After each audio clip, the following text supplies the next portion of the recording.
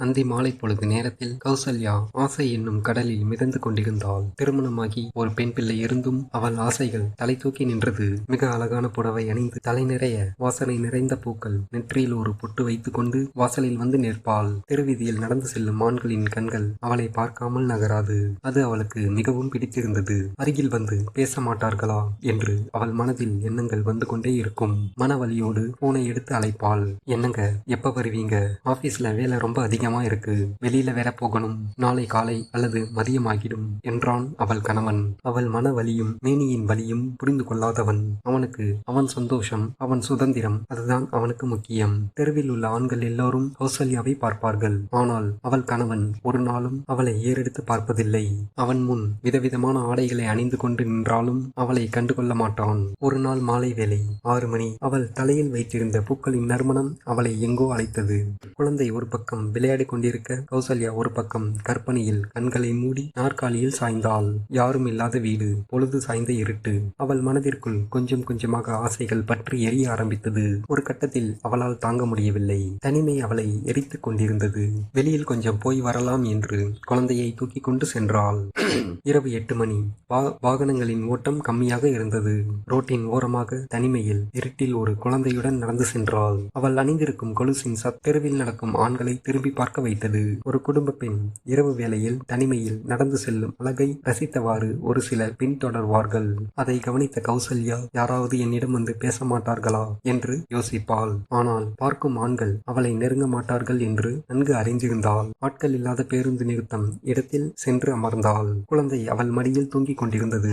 பேருந்து நிலையத்திற்கு எதிரே ஒரு மளிகை கடை. ஒரு கணிசமான பார்வையில் ஒரு கிழவன் அவளை பார்த்தவாறு அமர்ந்திருந்தான். அவன் பெயர் வெள்ளையன். அவனுக்கென்று யாரும் கிடையாது. கட்டிய மனைவி இறந்து விட்டாள். பிள்ளை கிடையாது. ஒரு தனிமையான வாழ்க்கை வாழ்ந்து வந்தான். அவனுக்கு ஒரே ஆறுதல் அந்த மளிகை கடை. அவன் பார்வை அவளை விட்டு விலகவில்லை. பேருந்துகள் நிறைய வந்தாலும் எதிலும் ஏறாமல் அமர்ந்திருந்தாள். அவள் தனிமையை நன்கு புரிந்து கொண்டான். கடையை மூடிவிட்டு அவள் பக்கம் சென்றான். அவளிடம் ஒரு ஒழுக்கமான அன்பை அவள் கண்களில் கண்டான். அதோடு அவள் கண்களில் தெரிந்த நீண்ட நாள் கனவுகள் பட்டமாக கிழவனுக்கு தெரிந்தது.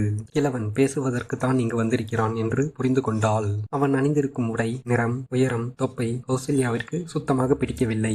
இருந்தும் அந்த இரவு நேர தனிமையில் மாட்டிக்கொண்டிருந்த நிலையில் கிழவனின் பக்கம் திரும்பினாள். அவன் அப்போது அவள் பக்கத்தில் நெருங்கினான். எங்கம்மா போகணும் என்று பேச ஆரம்பித்தான். அந்த தைரியம் அவளுக்கு மிகவும் பிடித்திருந்தது. பக்கத்தில் தான் என் வீடு, சும்மா தான் உட்கார்ந்து இருக்கிறேன் என்றாள். ஏன், உங்க வீட்டுல சண்டையா? அப்படியெல்லாம் ஒண்ணுமில்லை, கணவன் ஊருக்கு போயிருக்காரு, வீட்டுல யாரும் இல்லை, அதான் இங்க உட்கார்ந்து இருக்கிறேன் என்றாள். என் வீடு பக்கத்தில் தான், நான் தனியா தான் இருக்கிறேன், எனக்கென்று யாரும் இல்லை, எனக்கு தூக்கமும் வராது, நீ வந்தா கொஞ்ச நேரம் பேசலாம் என்றான். அவன் பேசியது கௌசல்யாவிற்கு பிடித்திருந்தது. முதலில் மறுப்பது போல் பேசினாள். கிழவனும் விடாமல் பேசி அவன் வலிக்கு கொண்டு வந்தான். அவளுக்கும் கிழவனுடன் பேச வேண்டும் என்று ஆசை இருந்தும் ஒரு தயக்கத்தில் இருந்தாள். அதை புரிந்து கொண்ட கிழவன் அவன் பேச்சில் அவளை மயக்கினான். பிறகு 2 பேரும் நடந்து சென்றனர். அப்போது இரவு 8 மணி. மழை பெய்து கொண்டிருந்தது. மழையில் நினைந்த அவளை கிழவன் கண்கள் சிமிட்டாமல் பார்த்தான். கரண்ட் இல்லாமல் தெருவிளக்கு எரியவில்லை. இருளில் எதுவும் தெரியாமல் தடுமாறினாள். அப்போது அவள் கைகளை பிடித்து கிழவன் அழைத்து சென்றான். முதல் முறையாக கணவனுக்கு பிறகு இன்னொரு ஆண், அதுவும் ஒரு கிழவன் அவள் கைகளை பிடித்தவுடன் அவளுடைய மேனி தளர்ந்து இதமாகின. அவளால் கைகளை விலக்க மனமில்லாமல் நடந்தாள். அவன் வீட்டு கதவை திறந்து உள்ளே சென்று மெழுகுவர்த்தியை ஏற்றினான். வீட்டில் ஒரு மங்கலான வெளிச்சம் படர்ந்தது. கௌசல்யா வாசலில் நின்று உள்ளே வர தடுமாறினாள். உள்ளே வாமா. அவன் குரலில் அன்பு கலந்த பாசம் அவளை உள்ளே வர வைத்தது. குழந்தையை அந்த ரூமில் போடுமா, ஜன்னல் காற்று நன்றாக வரும் என்றான். அவளும் உள்ளே சென்று ஒரு பாயை விரித்து குழந்தையை படுக்க வைத்தாள். அப்போது அவளுக்கு பாத்திரம் உருட்டும் சத்தம் கேட்டது. அறையை விட்டு வெளியே வந்தாள். கிழவன் கிச்சனில் ஏதோ செய்து கொண்டிருந்தான். அவளுக்கு ஒரு பக்கம் புது இடம் என்பதால் பயம் இருந்தது. ஆனால் அந்த இரவின் தனிமை அவளுக்கு பிடித்திருந்தது. அப்போது அவன் ஒரு காபி டம்ளருடன் அவள் அருகில் வந்து உட்கார்ந்து வாமா என்று அழைத்தான். இருவரும் பேசத் தொடங்கினார்கள். ஆரம்பத்தில் அவள் பேச கூச்சப்பட்டாள். பிறகு சகஜமாக பேச ஆரம்பித்தாள். அதேபோல் கிழவனின் வாழ்க்கையில் நடந்ததையும் பகிர்ந்து கொண்டான். மணியை பார்த்தால் நேரம் ரொம்ப ஆகிவிட்டது, நான் கிளம்புகிறேன் என்று கௌசல்யா கூறினாள். அப்போது கிழவன், மணி நள்ளிரவு 12, இந்த நேரத்துல தனியா எப்படி போவ, இங்கேயே படு, காலையில கிளம்பிப்போ என்று பேசிக்கொண்டே அவன் மேல் சட்டையை கழட்டினான். அப்போது அவள் முகம் மாறியது. கௌசல்யா, நான் உள்ளே போய் குழந்தையுடன் படுத்துக் கொள்கிறேன் என்று சொல்லிவிட்டு எழுந்தாள். அந்த நொடியில் அவள் கைகளை பிடித்து, ஏன், என்னாச்சு, ஏன் முகமெல்லாம் வேர்த்திருக்கு என்று அவன் வைத்திருந்த துண்டை வைத்து துடைத்தான். அவள் எதுவும் பேசாமல் கண்களை மூடி உட்கார்ந்தாள். உட்கார்ந்திருந்தாள். அந்த தருணம் கிழவன் அவள் பக்கம் நெருங்கினான். கரண்ட் இல்லாத நேரத்தில் வீட்டில் படர்ந்திருந்த மங்கிய வெளிச்சத்தின் இடையில் தெய்வீக மனமானது கௌசல்யாவிற்கு வந்தது.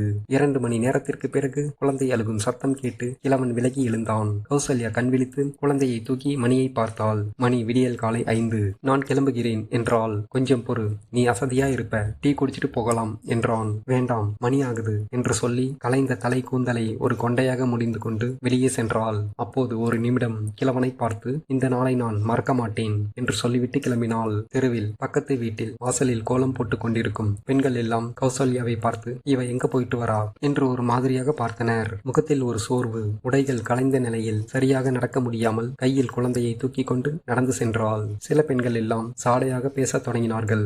இவ எங்கடி போயிட்டு வரா, ஒரு மாதிரியா இருக்கா, ஒரு மாதிரியா நடக்கிறா, கௌசல்யா கொஞ்ச நாளாவே சரியில்லக்கா, ஆம்பளைங்க கிட்ட பேசுறதும் பழகுறதும், ஒரு குழந்தை பிறந்துடுச்சு, ஏன் இப்படி இருக்கா என்று பெண்களின் வார்த்தைகள் அவள் காதிற்கு சாடையாக வந்தது. ஆனால் அதை பெரிதாக எடுத்துக்கொள்ளாமல் வீட்டிற்கு சென்றாள். வாசலில் அவள் கணவன் மாணிக்கம் உட்கார்ந்து கொண்டிருந்தான். பக்கத்தில் அவன் அம்மா மகேஸ்வரி. இருவரின் முகத்திலும் கோபம் தலைவிரித்து ஆடிக்கொண்டிருந்தது. எங்கடி போயிருந்த என்று மாணிக்கம் ஆவேசமாக கேட்டான். இங்கேதான் என் தோழி வீட்டிற்கு, இரவு தனியாக படுக்க பயமா இருந்துச்சு, அதான் என்று வார்த்தைகளை விழுங்கினாள். நான் உன் புருஷண்டி, எனக்கு நீ காது குத்தாத, இங்க யாரு உனக்கு தோழி என்றான். வெளியில எல்லாரும் பாக்குறாங்க, தள்ளுங்க என்று வேகமாக கதவை திறந்து உள்ளே சென்றாள். என்னடா இது, ஏதோ திமிரா பதில் சொல்லிட்டு போறா, என்ன நீ குடும்பம் நடத்துற என்று அவன் அம்மா மகேஸ்வரி மாணிக்கத்தை பார்த்து கத்தினான். சரி சரி கத்தாத, வீட்டுக்குள்ள போய் பேசிக்கலாம் வா என்று கூறினான். ஏய் நில்லுடி என்றான். அவள் நேராக குழந்தையை தொட்டிலில் போட்டுவிட்டு வந்தாள். எங்கடி போன என்று மீண்டும் கேட்டான். அதான் சொன்னனே. அவள் பேச்சில் ஒரு அலட்சியம் தெரிந்தது. ஒரு குடும்ப பொம்பளை மாதிரியா இருக்க, உன்னை பார்க்கவே அசிங்கமா இருக்கு. அதற்கு அவள், நீங்க கேட்ட கேள்வியை அப்படியே திரும்பி உங்ககிட்ட கேட்டுக்கோங்க என்று கௌசல்யா கத்தினாள். உடனே அவன் கோபத்தில் அடிக்க கை ஓங்கினான். டேய் நிறுத்துடா என்று அவன் அம்மா மகேஸ்வரி சத்தம் போட்டாள். அவனை சமாதானம் படுத்தி வெளியே அனுப்பி வைத்தாள். உடனே கௌசல்யாவும் வேகமாக கிச்சனுக்குள் சென்றாள். மகேஸ்வரி கௌசல்யாவிடம் சென்று பேசத் தொடங்கினாள். என்ன கௌசல்யா இது, உனக்கு இது சரின்னு படுதா சொல்லு. அக்கம் பக்கத்தில் எல்லாம் பார்த்திருக்கிறார்கள். ஒரு குடும்பத்தில் பெண் என்பவள் ஆணிவேர் மாதிரி. அவளோ தடம் மாறி போனால் குடும்பமே வீணாய் போயிடும். அத்தை பேசி முடிச்சிட்டீங்களா, நான் பேசட்டுமா? என்ன பத்தி கூற சொல்றீங்களே, நீங்க கொஞ்சம் மாசமா ஊர்ல இல்ல, இங்க என்ன நடக்குதுன்னு தெரியுமா? நான் இந்த வீட்டுக்கு வந்த கொஞ்ச நாள்லயே மாமா இறந்து போயிட்டாரு. நீங்க என்ன பண்ணீங்க? உங்க ஆசா பாசங்களுக்கு முக்கியத்துவம் கொடுத்து உங்க அத்தை பையன் கூட சந்தோஷமா பேசி பழகுனீங்க. மகேஸ்வரி எதுவும் பேசாமல் தலை குனிந்தாள். நானும் உங்களை மாதிரி ஒரு பொண்ணு தானே, எனக்கும் ஆசைகள் எல்லாம் இருக்காதா? என்ன கல்யாணம் பண்றதுக்கு முன்னாடியிலிருந்தே உங்களுக்கு என்ன தெரியும்? என் அழகையும் ஒழுக்கத்தையும் பார்த்துதான் கல்யாணம் பண்ணி வச்சீங்க. உங்க புள்ள என்ன கண்டுக்கிறதே இல்ல. நான் அன்பாக கூப்பிட்டாலும் என்ன அசிங்கப்படுத்துவாரு. நான் என்ன பண்ணட்டும், நீங்களே சொல்லுங்க. அதுக்காக நீ பண்றது சரின்னு சொல்ல வரியா? நான் பண்றது சரின்னு சொல்ல வல்லத்த. என்ன இப்படி கேட்கிற மாதிரி உங்க பையனையும் கேளுங்க. இதுல முழுக்க முழுக்க உங்க பையனோட தப்பு தான் இருக்கு. உங்க பையன் சரியா இருந்தா என் மேல ஏன் தப்பு வரப்போகுது என்று அவள் பேசி முடித்தாள். மகேஸ்வரி கொஞ்சம் யோசித்து விட்டு மாணிக்கத்திடம் சென்றாள். அவ என்னமா சொல்றா என்று கோபத்தில் கொதித்துக் கொண்டிருந்தான். கொஞ்சம் அமைதியா இருடா. இந்த மாதிரி விஷயத்தை எல்லாம் கோவப்பட்டா எதுவும் மாறப்போறது கிடையாது. கௌசல்யா மேல ஒரு தப்பு இருக்குன்னா அதுக்கு நீயும் தான் காரணம். நீ அவளோட ஆசா பாசங்களுக்கு முக்கியத்துவம் கொடுக்கணும். உனக்குன்னு ஒரு குழந்தை இருக்கு, அதோட எதிர்காலத்தை பாரு. நீங்க 2 பேரும் சண்டை போறதுனால அந்த குழந்தையோட வாழ்க்கையை தான் பாதிக்கும். இந்த சண்டையை பெரிதாக்காமல் இதோட முடிச்சுக்கடா. இப்ப என்ன பண்ண சொல்ற? கொஞ்சம் அமைதியா இரு, உட்கார்ந்து அவகிட்ட பேசு. அவ நல்ல பொண்ணுடா, நீ பேசுனா எல்லாம் மாறிடும் என்று சொல்லிவிட்டு கிளம்பினாள். அவன் அம்மா சொன்னதை புரிந்து கொண்டு அமைதியாகினான். இரவு தூங்கவில்லை. யோசனையில் மொட்டை மாடியில் அமர்ந்திருந்தான். விடியல் காலை 3 மணி. வீட்டிற்குள் சென்றான். தொட்டிலில் குழந்தை தூங்கிக் கொண்டிருந்தது. கௌசல்யா தரையில் படுத்திருந்தாள். அவள் தூங்கும் அழகு கணிசமாக மாணிக்கத்தை கவர செய்தது. இத்தனை நாட்கள் இவள் அழகு ஏன் என் கண்களுக்கு தெரியவில்லை என்று யோசித்துக் கொண்டு கௌசல்யாவை பார்த்தபடி உடைகளை மாற்றினான். முகத்தை மறைத்துக் கொண்டிருந்த அவள் தலை கூந்தலை அகற்றினான். இருட்டிலும் அவள் அழகு அவன் மனதை தட்டி எழுப்பியது. ஜன்னல் ஓரத்திலிருந்து இனிமையான குளிர்ந்த காற்று அவனை நெருங்க செய்தது. அவன் கால் அவள் காலில் அணிந்திருந்த கொலுசோடு உரச அவன் கைகள் அவள் கைகளோடு ஒன்று சேர்ந்தது. பதறி போய் அவள் கண் விழித்தாள். பக்கத்தில் 1000 ஆசைகளுடன் மாணிக்கம் உட்கார்ந்து கொண்டிருந்தான். என்னை மன்னிப்பிய கௌசி என்று மெல்லிய குரலில் கேட்டான். ஒரு நாளும் உங்க மீது எனக்கு கோபம் இல்லைங்க, என்ன சரியா கவனிக்கிறது இல்லைங்கிற வருத்தம் தான். இப்பவாவது என் கஷ்டத்தை புரிஞ்சுக்கிட்டீங்களே என்றாள். அவன் கை விரல்கள் அவள் தோளின் மீது பதிந்தது.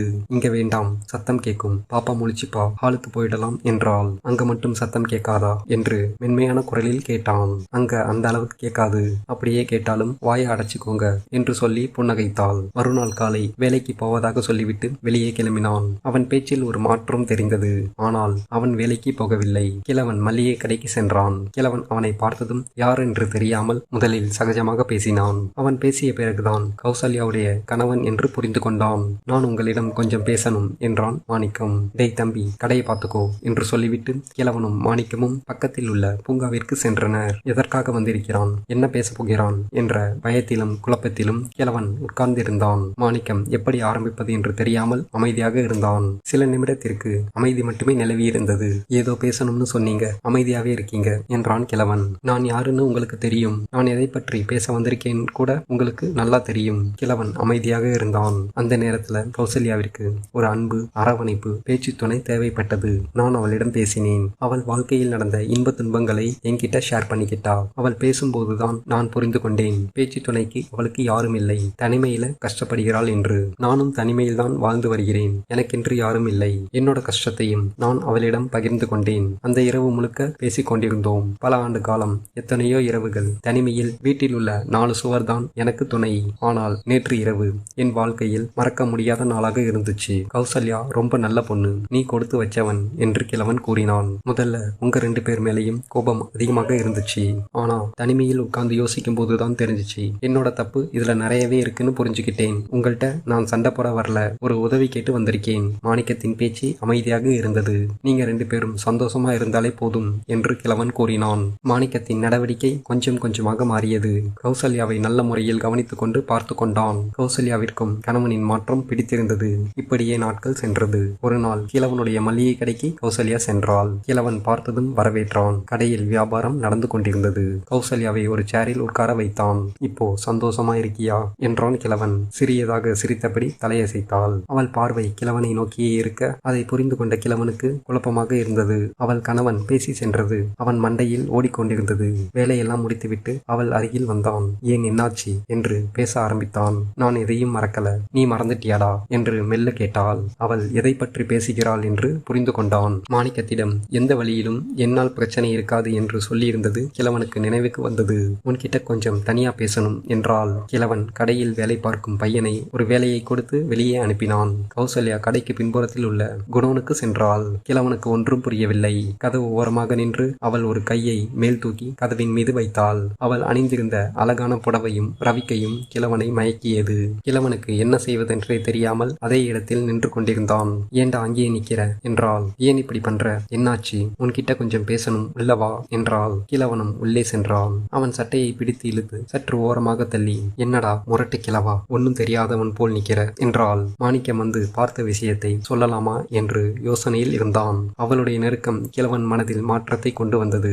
சில நொடிகளில் அவன் பொறுமையை இழந்தான். அன்று மதிய வேளை இருவருக்கும் இரவாக மாறியது. கடையில் வேலை பார்க்கும் அந்த பையன் வரும் சத்தத்தை கேட்டு இருவரும் எழுந்தார்கள். கிழவன் சட்டை அணிந்து கொண்டு வேகமாக வெளியே வந்தான். கிழவன் முகத்தை பார்த்து அந்த பையன் புரிந்து கொண்டான். டேய், எனக்கு டயர்டா இருக்கு, நீ டீ குடிச்சிட்டு எனக்கும் ஒரு டீ வாங்கி வா என்று அனுப்பி வைத்தான். கௌசல்யா புடவையை சரி செய்து கொண்டு அவள் முந்தானையால் முகத்தில் உள்ள வியர்வையை துடைத்தபடி வெளியே வந்தாள். ஏதாவது சாப்பிடுறியா என்றான் கிழவன். இப்ப சாப்பிட்டதே ஃபுல்லா இருக்குடா என்று மெல்ல அவன் காதோரமாய் கூறினாள். அதை கேட்ட கிழவன், எனக்கு இன்னும் பசிக்குது என்று எழுந்து உள்ளே சென்றான். முரட்டு கிழவன்டானி என்று கூறி அவனுக்கு உணவை மிக அழகாக பொறுமையாக மீண்டும் பரிமாறினாள். அரை மணி நேரத்திற்கு பிறகு கிழவன் அமைதியாக இருந்தான். ஏண்டா ஒரு மாதிரியா இருக்க, இந்த நட்பு தொடருமா இல்லை இத்துடன் நிறைவடையுமா என்று கிழவன் கேட்டான். உன்னுடைய நட்பை என்னால் மறக்க முடியாதுடா. அன்றைக்கு நீ கொடுத்த பரிசுதான் இன்றைக்கு உன்னை தேடி வந்திருக்கிறேன். இது தொடரும் என்று கூறிவிட்டு சென்றாள். கிழவனுக்கு பயம் அதிகமாக இருந்தது. விஷயம் தெரிந்து மாணிக்கம் வந்தால் என்ன செய்வது என்று ஒரு பக்கம் பயந்து கொண்டிருந்தான். இந்த வீடியோ உங்களுக்கு பிடித்திருந்தால் லைக் பண்ணுங்க. இது போன்ற சுவாரஸ்யமான வீடியோக்களை என்னுடைய சேனல்ல பார்க்க சப்ஸ்கிரைப் பண்ணுங்க. மறக்காம பெல் பட்டனை கிளிக் பண்ணிக்கோங்க. இது போன்ற சம்பவங்கள் உங்களுடைய வாழ்க்கையில் நடந்திருந்தால் கமெண்ட்ல என் கூட ஷேர் பண்ணுங்க. நன்றி, வணக்கம்.